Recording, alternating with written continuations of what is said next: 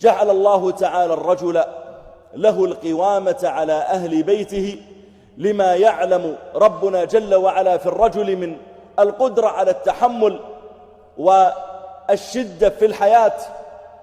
وكما قال سبحانه وتعالى: الرجال قوامون على النساء بما فضل الله بعضهم على بعض.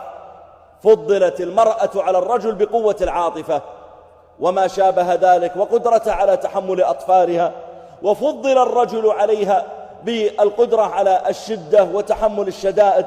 فكل واحد منهما جعل الله تعالى له ميزات ربما لم تكن موجودة عند الآخر. فقال الله تعالى: الرجال قوامون على النساء بما فضل الله بعضهم على بعض وبما أنفقوا من أموالهم.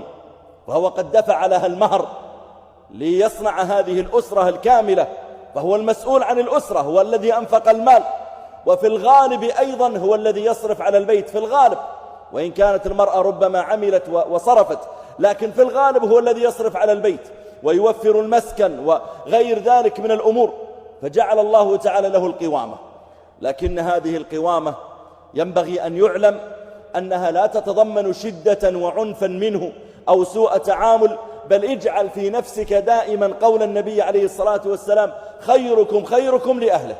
إذا رأيت طفلك فتذكر هذا الحديث، وإذا رأيت ابنتك فتذكر هذا الحديث، وإذا رأيت زوجتك فتذكر هذا الحديث: خيركم خيركم لأهله.